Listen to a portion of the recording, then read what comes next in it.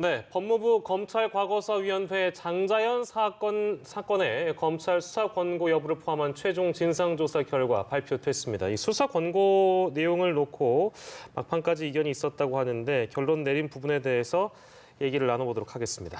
네, 자세한 내용은 김한규 변호사와 함께 짚어보겠습니다. 어서 오십시오. 안녕하세요. 네, 안녕하세요. 예, 이름은 오늘이다라는 보도가 있었는데 오늘 이제 진상조사 결과가 발표됐습니다. 일단 핵심을 저희가 좀 정리할 필요가 있을 것 같은데요. 오늘 발표 내용을 좀 정리해서 함축해 주신다면요. 네, 일단 이게 10년 전 사건이기 때문에 예. 뭐 일단 증거 관계라든가 예. 또 더군다나 결정적으로 이 피해자인 장자연 씨가 지금 세상에 존재하지 않아서 예. 네. 아무래도 실체적 진실을 밝히는 데는 어느 정도 좀 한계가 있지 않느냐라는 좀 의구심이 있었거든요. 예. 그런데 이 과거사 진상조사단에서 오랜 기간 그 많은 사람을 참고로 조사해서 예. 오늘 그 조사 결과를 발표했는데요. 예. 일단 그 장자연 씨가 그 남긴 문건 있지 않습니까? 네. 또 문건에서 그 성접대 강요라든가 예. 일정 부분 이런 부분은 거의 진실로 확인이 되었고요. 다만 더 나아가서 그러면은 뭐 어떤 성폭행이라든가 예. 이런 부분에 있어서 그 검찰 수사로까지 이어질 수 있는 이 부분이 가장 핵심 고리였는데 네. 그에 대해서는 뭐 강간이라든가 강제추행 이런 단순한 범죄 같은 경우는 이미 공소시효가 지났거든요. 아. 그러면은 이거에 대해서 처벌을 가능하려면은 특수강간까지 또 이제 혐의가 드러나야 되는데 예. 구체적으로 그 특수강간이나 어떤 범죄 사실이라든가 증거가 거기까지는 확인이 되지 않아서 예. 이 성폭력 범죄까지는 이르지 못했고요. 다만 그 당시 이제 문건에 언급되었던 예. 그 조선일보 측에서 이제 수사 당시에 어느 정도 그 외압이 있었다는 것도 사실로 드러났고 예. 그리고 2009년 그 장자연 씨 사망 당시에 초동 수사에 있어서 예. 예를 들면 뭐 수첩이라든가 다이어리 같은 필요한 서류들을 압수수색하지 않았고 그리고 토내 원본도 지금 존재하지 않는다는 점 네. 예. 그리고 초동 수사에 있어서 그 뭐 강요라든가 다양한 범죄로 의율할 수 있음에도 불구하고 예. 그 소속사 대표였죠. 이 대표라든가 이 한두 명만 기소했고 나머지 사람들은 다 불기소했거든요. 예. 이 초동 수사에 있어서 좀 부실했던 거 그리고 마지막으로는 그 당시 소속사 대표였던 김모 씨가 그 이종걸 의원의 그 재판에 있어서 위증을 한 것에 대해서는 유일하게 수사 권고를 했습니다.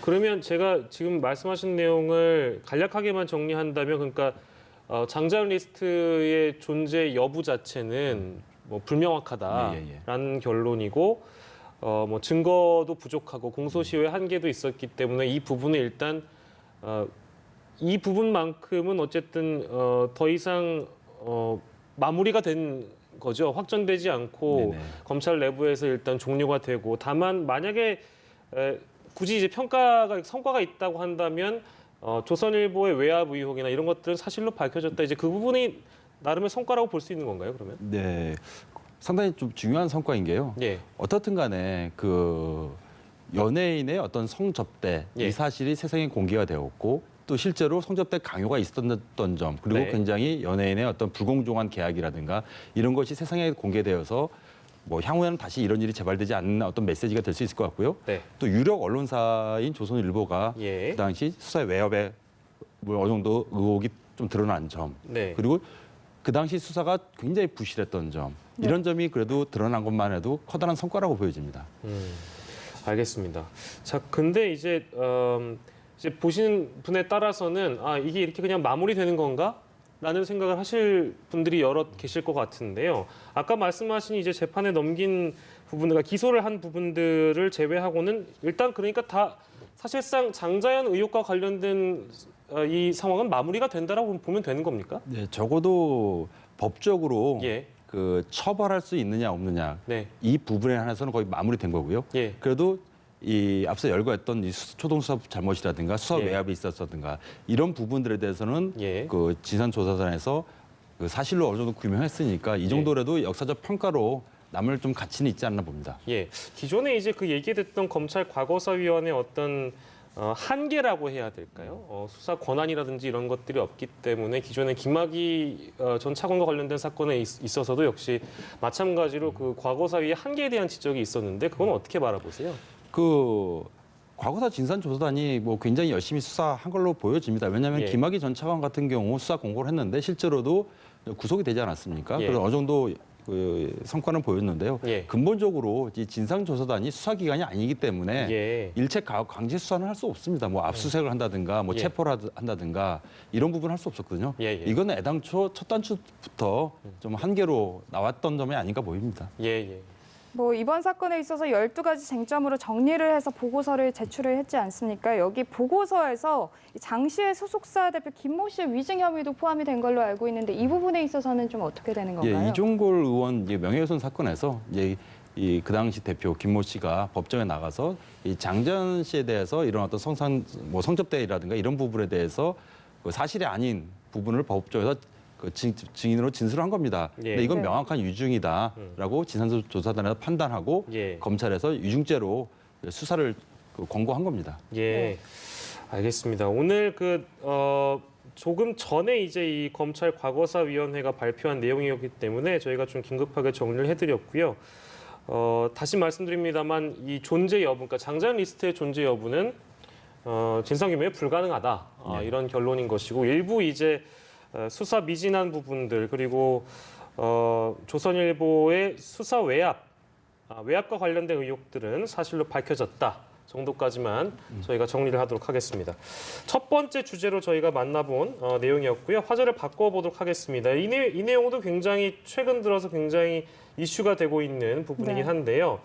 한 여자 경찰관이 술 취한 남성을 제압하는 과정이 담긴 영상입니다. 못 보신 분들도 있을 것 같아서 저희가 일단 준비해 봤는데요. 화면을 보고 돌아오도록 하겠습니다.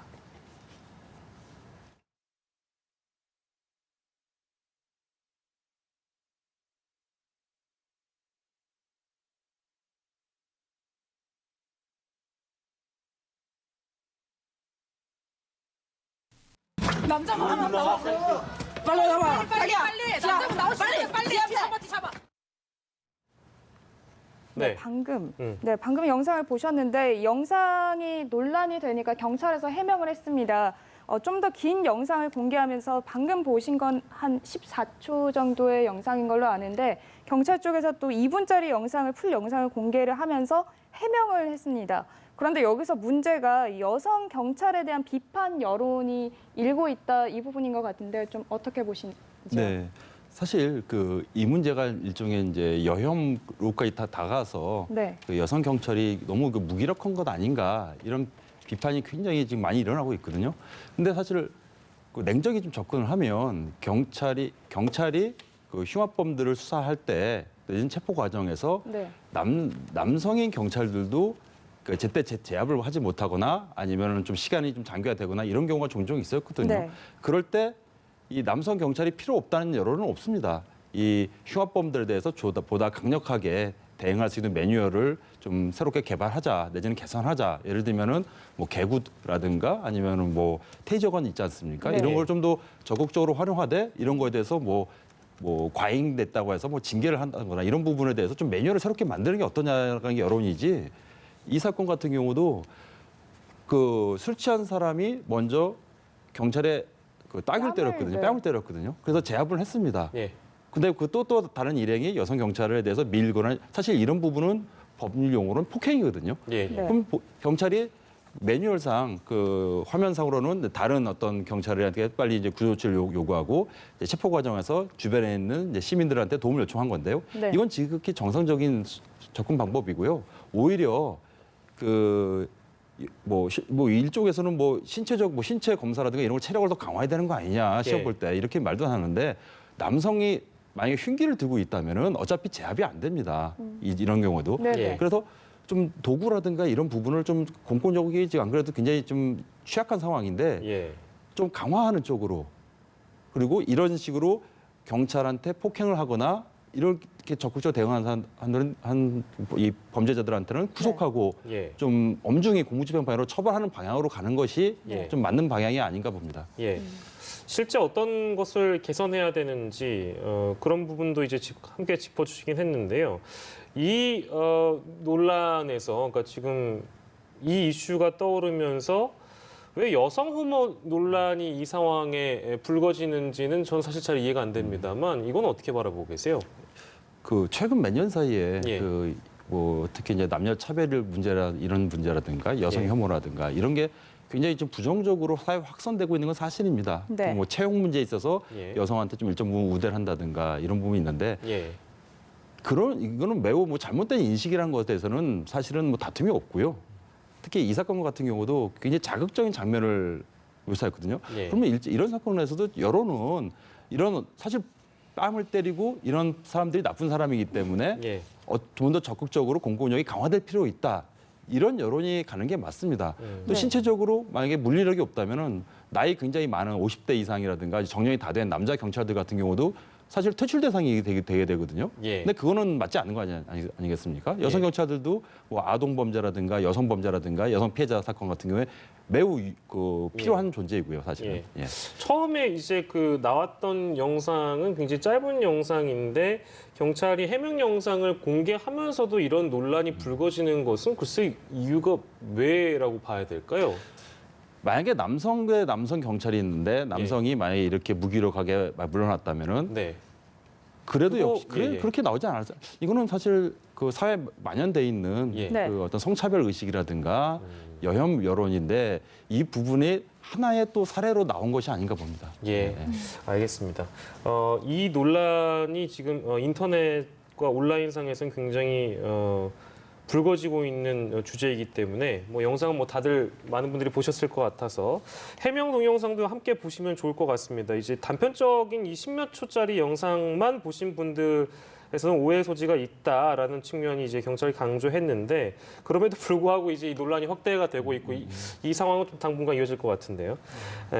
두 번째 주제로 만나본 사건이었습니다. 네, 세 번째 소식 한번 같이 살펴보면 좋을 것 같은데요. 이 고양시 저유소 화재 사건 기억하시는 분들 있으실 겁니다. 이 수사 과정에서 경찰관이 피의자, 이주 노동자였죠. 이 피의자에 대한 수사를 하면서 인권 침해 논란이 일고 있는데 여기에 대해서 일단 사건 좀 정리해 주시죠. 예, 작년 10월에 있던 사건입니다. 아마 저도 그렇고 그 많은 국민들에게 기억된 것은 예, 풍등 물론 경찰이 밝혀진 의혹입니다만은 네. 이 풍등으로 인해서 1km 떨어진 곳에 저유소에 화재가 발생했다. 사실 흔히 발생할 수 있는 일은 아니었죠. 네. 그리고 더 기억이 나는 것은 그 당시 범죄 피의자로 올랐던 그 피의자가 예. 이제 이주 노동자였고 그래서 그 이주 노동자에 대한 또 혐오론까지 그때 여론이 또 불거지기도 했던 사건입니다. 예, 저희가 여기에서 지난 10월에 발생했던 이 사건의 피의자죠. 스리랑카인 A 씨의 진술 녹화 영상을 준비해봤는데요. 이걸 보고 돌아오도록 하겠습니다. 그곳에 부인하면 한마디로 끈다. 끝나는 취업 아니야? 알아요? 진짜 얼마나 돌려서 그린단 말이야. 이거 보는데 지금 가서 시간 내다가지고 물어서 걸리는 거 아니에요? 예, 짧은 녹화 영상인데 이게 제가 지금 상황을 이해를 했는지 모르겠습니다만 지금 저 조사 상황에서 이 스리랑카인 A 씨를 추궁하는 그런 장면으로 보이거든요. 맞습니까? 어떻게 보셨어요? 예, 뭐 수사 과정에서 뭐 추궁, 뭐 경찰이라든가 검찰에서 뭐 추궁할 수는 있다고 생각합니다. 근데 네. 이 사건에서 문제되는 것은 예. 보통 이 조사 과정에서 좀 억울하다고 생각하거나 예. 이런 피의자들 같은 경우는 뭐 자기가 일종의 유리한 진술을 하는 경우도 있고 예. 경찰이 추궁하는 사실에 대해서 그게 아니다라고 하는 경우는 뭐 지극히 당연한 거 아니겠습니까? 네네. 네. 근데 여기서는 무려 지금 인권위 발표한 결과에 의하면은 네. 경찰이 무려 123차례에 거쳐서 이 거짓말이라는 단어가 나옵니다. 예를 네. 들면 뭐라고 123차례요? 예, 뭐라고 얘기를 하니까 너 거짓말한 거 아니냐. 또 경찰이 얘기한 거에 대해서 그건 잘못된 거라다 하니까 너 거짓말이다. 예, 이거 강요인데요. 그러니까. 사실 헌법상 그 진술 거부권이 있고 예. 진술을 강요하면 안 되는 거거든요. 예, 예. 그냥 그대로 만약에 뭐 억울하다고 하면 억울하다는 대로 조사를 마치면 되는 거고 네. 예. 그리고 수사기관은 증거를 제시해서 네. 그 재판에 넘기면 되는 거 아니겠습니까? 네, 근데 네, 네. 123차례나 거짓말이라는 단어가 나왔다는 것은 예. 굉장히 충격적이고요. 이거는 거의 뭐 인권 침해가 헌법 위반일 뿐만 아니라 인권 침해 다 다름이 아닙니다. 예, 담당 경찰관은 이제 그 피의자를 조사하는 과정에서 그러니까 자신의 어떻게 보면 의견이나 어떤 뭐랄까요, 이제 가치관을 심하게 담아서 저렇게 추궁을 한다면 저건 추궁이 아니라 누가 봐도 강요로 비춰지는 부분이기 때문에 게다가 횟수를 따지면 123차례라고 예. 말씀하셨잖아요. 이제 이 부분을 이제 인권위가 그 보는 근거로 삼은 건데 그리고 이제 문제 삼은 부분이 하나 더 있습니다. 이제 이주 노동자의 이제 신분을 일부 공개한 것도 문제로 삼았다면서요. 예, 그 당시 바로 예. 즉각적으로 거의 하루도 지나지 않아서 예, 그 이주 노동자의 이름, 예, 그다음에 뭐 국적, 나이, 성별, 그리고 심지어는 비자의 종류까지 그 다 언론에 다 공개를 했습니다. 예, 근데 보통 이런 어떤 범죄자의 신상 공개는 현행법상 그 흉악범 있지 않습니까? 예. 뭐 네. 살인이라든가 아동 성폭행이라든가 극히 이례적으로 신상 공개되는 거 아니겠습니까? 예, 네. 예, 뭐 강서 PC방 사건 같이. 예. 근데 이 사건 같은 경우는 그 노동자가 현재 범행을 부인하고 있거든요. 왜냐하면 자기가 풍등을 그때 한 건 맞는데 예, 예. 이걸로 인해서 그 저유소에 불이 붙었다는 것은 지금 현재 수사 중이거든요. 그게 예, 지금 예, 인과관계가 있는지 여부에 대해서는. 예, 더군다나 설령 그렇다고 하더라도 그건 고의도 없었고 예, 그냥 실화에 불과한 건데 예. 그럼 이름 국적까지 다 공개되는 특히 국적 같은 경우는 네. 이 사람의 이주 노동자, 특히 이주 노동자에 대한 또 일부 또 잘못된 혐오 의식이 또 있었거든요. 그래서 굉장히 잘못된 방향으로 그때 사건 전개가 돼서 인권위에서는 이제 개인의 사생활 침해다. 예. 그에 대해서 그 담당 경찰한테 이제 주의 조치 그리고 직무 교육을 그 경찰서장한테 하라 이렇게 네. 권고를 했습니다. 네, 알겠습니다. 오늘 준비한 내용은 총 3가지였고요. 오늘 이 시간은 김한규 변호사와 이 내용까지 함께 만나봤습니다. 고맙습니다. 고맙습니다. 감사합니다.